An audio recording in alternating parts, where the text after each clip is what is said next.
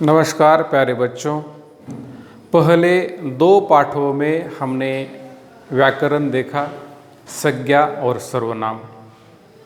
व्याकरण को क्रमानुसार देखना आवश्यक है ताकि वह ज़्यादा ध्यान में आता है, ज़्यादा समझ में आता है। संज्ञा सर्वनाम के बाद आज हम देखेंगे विशेषण।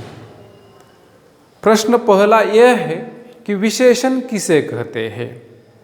जो शब्द संज्ञा या सर्वनाम के बारे में विशेष जानकारी देता है उसे विशेषण कहते हैं। संज्ञा के बारे में विशेष जानकारी या सर्वनाम के बारे में विशेष जानकारी देने वाला शब्द है विशेषण। विशेषण संज्ञा के पहले आ सकता है, संज्ञा के बाद आ सकता है। विशेषण सर्वनाम के पहले आ सकता है, सर्वनाम के बाद भी आ सकता है। जहाँ पर भी आए वह विशेष जानकारी देता है। किसके बारे में विशेष जानकारी देता है? संज्ञा या सर्वनाम के बारे में विशेष जानकारी देता है। कौन सी जानकारी देता है? संज्ञा के गुण, दोष, संख्या, परिमाण आदि के बारे में विशेष जानकारी देने वाले शब्दों को विशेषण कहते हैं। उदाहरण देखने के बाद अधिक स्पष्ट होगा। पहला उदाहरण देखिए, तुम बहुत भाग्यवान हो। यहाँ पर तुम सर्वनाम है, उसके बारे में विशेष जानकारी दी है भाग्यवान शब्द ने। इससे भी अधिक अगर हमें समझना है तो हम अपने आप से प्रश्न पूछे वाक्य पढ़कर, तुम कैसे हो? भाग्यवान हो। तो भाग्यवान शब्द से यह पता चलता है कि इस शब्द ने सर्वनाम के बारे में विशेष जानकारी दी है। दूसरा उदाहरण, मेरे दिमाग में एक नए मुहावरे का जन्म हुआ। मुहावरा कैसा है? नया है। तो नए शब्द विशेषण हो गया। तीसरा उदाहरण, डॉक्टर ने बाह पर काला कपड़ा लपेटा। कपड़ा कैसा है? काला है। तो इस प्रकार भाग्यवान, नए, काला यह शब्द क्या है? विशेषण है। मतलब इन शब्दों ने संज्ञा या सर्वनाम के बारे में विशेष जानकारी दी है। अब हम देखेंगे विशेषण के भेद अर्थात विशेषण के प्रकार। पहला है गुणवाचक विशेषण।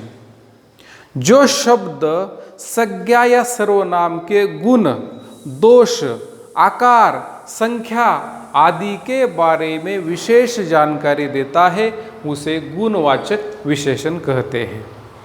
नाम तो है गुणवाचक विशेषण, लेकिन यह गुणवाचक विशेषण संज्ञा सर्वनाम के दुर्गुण भी बता सकता है। उदाहरण देखिए, छोटी बहन तनिक बच्ची थी। बहन कौन सी? छोटी। तो छोटी शब्द गुणवाचक विशेषण हो गया। दूसरा उदाहरण, नया ठेकेदार ईमानदार था। ठेकेदार कैसा था? ईमानदार था। यहाँ पर हो सकता है कि नया ठेकेदार बेईमान था, तो बेईमान आए या ईमानदार शब्द आए, दोनों भी गुणवाचक विशेषण है। तीसरा उदाहरण, बहुमंजिला इमारत बन रही थी। इमारत कैसी है? बहुमंजिला।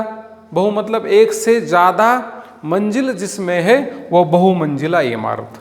तो यह जो शब्द है छोटी, ईमानदार और बहुमंजिला, ये शब्द गुणवाचक विशेषण है। जिन्होंने गुण बताए हैं, दुर्गुण बताए हैं, इसलिए से गुणवाचक विशेषण कहते हैं।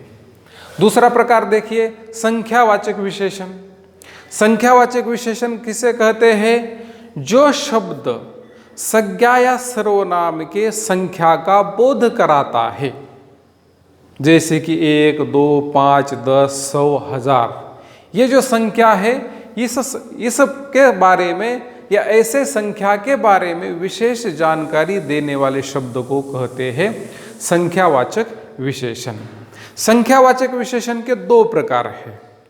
एक है निश्चित संख्यावाचक विशेषण और दूसरा प्रकार है अनिश्चित संख्यावाचक विशेषण। अब उदाहरण देखिए, 5 साल बाद वह गांव आया। यहाँ पर 5 संख्या है, यह संख्यावाचक विशेषण हो गया। दूसरा उदाहरण देखिए, हर तीसरे दिन नाखून बढ़ जाते हैं। तीसरे संख्यावाचक विशेषण हुआ। तीसरा उदाहरण, राजा ने सभी को गेहूं के 100 दाने दिए। 100 ये संख्या हो गई। अब तीनों उदाहरणों में निश्चित संख्या है 5, तीसरे या 100। अब यहां पर अगर कहा कि ग्राहक ने दुकानदार को कुछ पैसे दिए, तो कुछ मतलब कितने दिए पता नहीं, लेकिन कुछ दिए, तो कुछ शब्द जो है वह है अनिश्चित संख्यावाचक विशेषण। संख्यावाचक विशेषण के दो उप प्रकार मैंने बताए, एक निश्चित संख्या और दूसरी है अनिश्चित संख्या। निश्चित संख्या में संख्या का बोध होता है, अनिश्चित संख्या में संख्या कितनी है यह नहीं कहा जा सकता। तीसरा प्रकार, परिमाणवाचक विशेषण। मतलब यहां पर हमने संख्या देखी और परिमाणवाचक विशेषण में संख्या नहीं है, जैसे कि किलो, लीटर आदि जो परिमाण होते हैं, है ना, कुछ चीजें संख्या में गिनी जाती है और कुछ चीजें किलो में, लीटर में गिनी जाती है, तो इसे कहते हैं परिमाणवाचक विशेषण। परिमाणवाचक विशेषण के भी दो प्रकार है, निश्चित परिमाण और दूसरा है अनिश्चित परिमाणवाचक विशेषण। जैसे कि पहले उदाहरण से स्पष्ट होगा, आपके चाय में कितनी चीनी डालूं, है ना, कितनी शब्द से पता चलता है कि यह परिमाण है लेकिन निश्चित नहीं है। हाँ, यहाँ पर अगर यह कहा गया कि आप सभी के चाय में पाव किलो चीनी डालूं, तो यह परिणाम निश्चित हो गया, लेकिन यहाँ पर अनिश्चित परिमाण है, कितनी चीनी डालूं। दूसरा उदाहरण, डिब्बे में 1 किलो दाल है। कितनी दाल है? 1 किलो। किलो क्या है? परिमाण है, नापने की क्रिया है, जिससे नाप तोल होता है। संख्या में गिना जाता है और परिमाण में नाप तोल होता है। जैसे कि डिब्बे में 1 किलो दाल है। कितनी दाल है? 1 किलो। तो 1 किलो परिमाणवाचक विशेषण हुआ। तीसरा उदाहरण, किसान ने अधिक फसल तैयार की। कितनी तैयार की? 1 क्विंटल, 2 क्विंटल, ऐसा नहीं है, अधिक, मतलब पिछले साल की अपेक्षा ज़्यादा फसल तैयार की, अधिक फसल तैयार की। यह है परिमाणवाचक विशेषण। यहाँ पर निश्चित नहीं है, अनिश्चित है। मतलब जैसे संख्यावाचक के 2 प्रकार है, वैसे परिमाणवाचक विशेषण के भी 2 प्रकार है, निश्चित और अनिश्चित। और विशेषण का चौथा प्रकार है सार्वनामिक विशेषण। यहाँ पर सर्वनाम आएगा।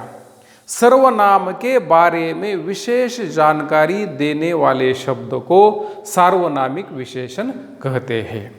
पहला उदाहरण देखो, यह कुल्हाड़ी मेरी नहीं है। कौन सी? यह क्या है?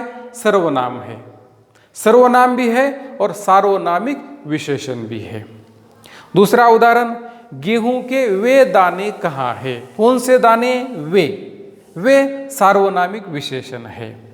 तीसरा उदाहरण, जरूर इसके पीछे कोई मकसद होगा। कोई सार्वनामिक विशेषण है।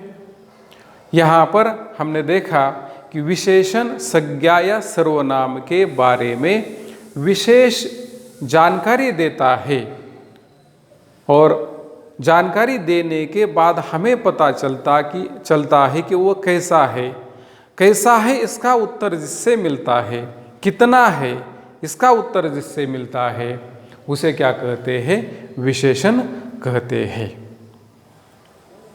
तो आज के पाठ में इतना ही काफ़ी है। धन्यवाद।